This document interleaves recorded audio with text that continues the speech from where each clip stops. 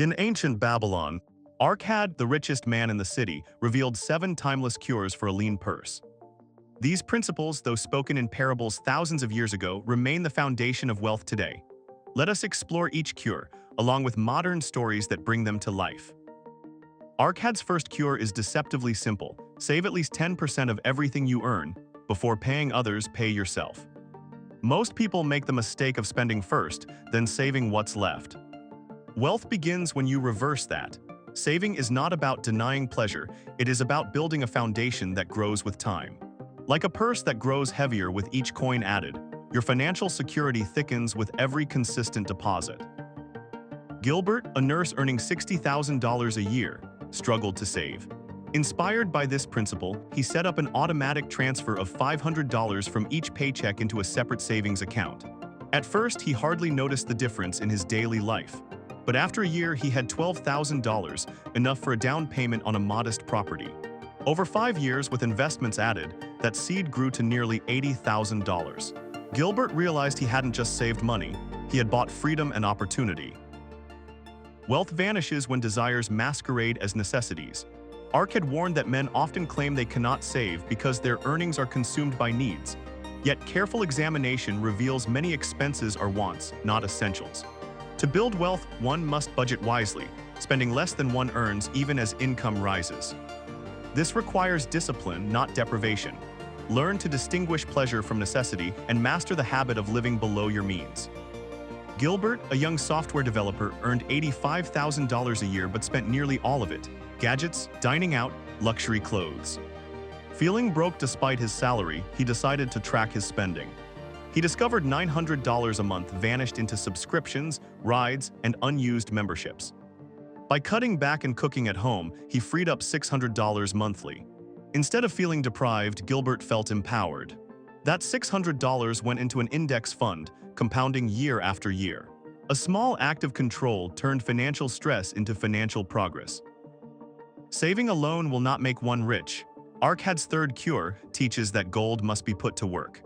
Money that sits idle in a purse grows no heavier. But when invested wisely, it breeds more money, like workers producing for their master. This is the principle of compound growth. Let your money earn and then let those earnings earn again. Wealth comes not from hoarding, but from multiplying. Gilbert had $10,000 in savings, sitting untouched in his bank account earning almost nothing.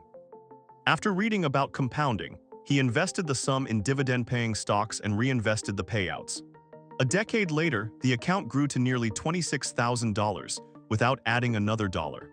Inspired, Gilbert began contributing $400 monthly, and soon his portfolio ballooned into 6 figures. He realized his money had become employees working day and night, creating wealth while he slept.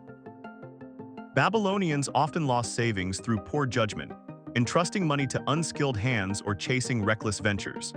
Arcad counseled, protect your capital. Do not invest in things you do not understand. Seek wisdom from experienced men, not dreamers. Guarding against loss is about caution, not fear. A safe, modest return is better than chasing illusions of fortune.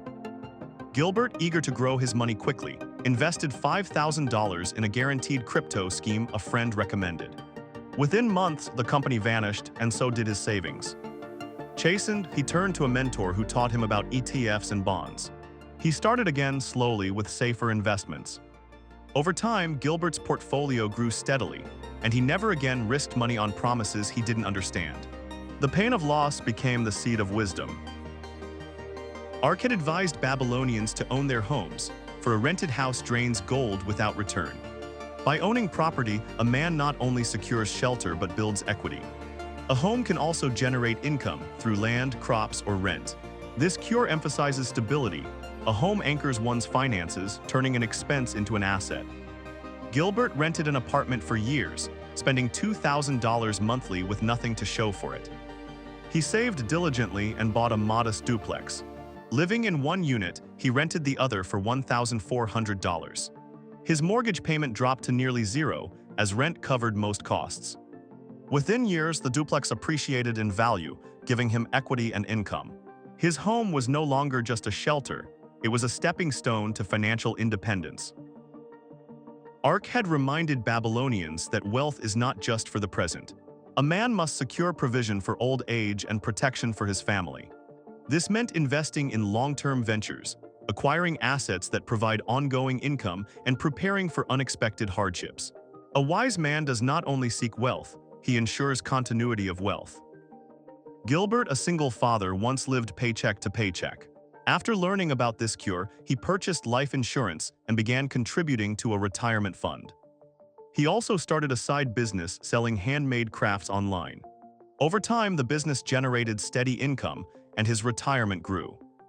Now, Gilbert sleeps easier knowing his daughter's future is secure, even if unforeseen events occur. His wealth is not just present, it is prepared for tomorrow. The final cure is the most powerful: invest in yourself. Arcad declared that a man's income is limited only by his knowledge, skills, and effort. Gold follows ability. Those who seek learning, who sharpen their craft, who strive to provide greater value. These attract wealth as naturally as rivers flow to the sea. Personal growth is the ultimate multiplier. Gilbert worked in retail, earning $32,000 annually. Tired of struggling, he invested evenings learning coding through free online courses. After a year, he landed a junior developer job paying $60,000. He kept improving, earning certifications, and within 5 years commanded a six-figure salary. His decision to build skills not only increased his earnings, but transformed his entire financial path. Gilbert's greatest investment had not been in stocks or real estate, but in himself. As we step back from the streets of ancient Babylon, let us reflect on what we have learned. Arcad's 7 cures are not relics carved in stone. They are living principles that whisper across the centuries. The first cure teaches us to save. Simple yet powerful, like planting seeds. Small savings grow into forests of opportunity. Too many wait for the perfect time to begin, not realizing that the perfect time is always now. The second cure challenges us to master desire. How often do we confuse wants with needs? How often do we buy things to impress others, only to find ourselves emptier, not richer? Wealth is not in possessions, it is in freedom. The third cure reminds us that money is not meant to sleep. Left idle, it withers. But wisely invested, it multiplies. This is the miracle of compounding, the 8th wonder of the world. Even the smallest coins, if put to work, become mighty rivers of wealth. The fourth cure warns us to be vigilant. How many fortunes are lost chasing quick riches, easy money, or promises too good to be true? The Babylonians lost gold to crooked jewel traders. Today, we lose it to scams, meme stocks, or speculation without knowledge. Wisdom is the shield of wealth. The fifth cure anchors us in stability, to make of our dwelling a profitable investment. To have a home not only as shelter, but as security and foundation. A place that is both sanctuary and stepping stone. Babylon's citizens built homes of clay and stone. Today, we build equity, security, and legacy. The sixth cure is a reminder of tomorrow. Too many live only for today, forgetting that the future will come regardless of our preparation. Arcad taught men to provide for old age, for family, for unforeseen storms. The wise investor thinks not only of their own needs, but of those they love. And the seventh cure, perhaps the greatest, urges us to increase our ability to earn. A man or woman is their own greatest asset. Invest in yourself. Read, learn, sharpen your craft. Seek mentors, build skills. For when your abilities expand, opportunities follow. Your income, your wealth, your influence, they grow as you grow. My young friends, consider this. Babylon was the wealthiest city of the ancient world. Its riches did not come by chance. They came because its people followed these laws, and so can you. Whether you earn a modest wage or command a high salary, these principles apply equally. Wealth is not about luck. It is not about background, nor inheritance, nor privilege. It is about choices, discipline, and time. Each cure is a brick. Together they build a fortress that guards you against poverty, against fear, against uncertainty. And when others, perhaps years from now, ask how you became secure, how you built your freedom, you will not speak of secrets nor shortcuts. You will tell them what Arcad told Babylon: a part of all you earn is yours to keep. Control your expenditures, make your gold multiply, guard it from loss, own your dwelling, provide for the future, and increase your ability to earn. These are not just cures for a lean purse, they are cures for a lean life. Follow them and your purse will fatten, your spirit will strengthen, and your future will shine. So I ask you now, will you begin today? Will you take the first coin from your next paycheck and keep it for yourself? Will you step onto the path that has led ordinary men and women from Babylon to today to extraordinary wealth? The choice is yours. Begin now and let the wisdom of Babylon guide you to riches, not just of gold, but of freedom, purpose, and peace.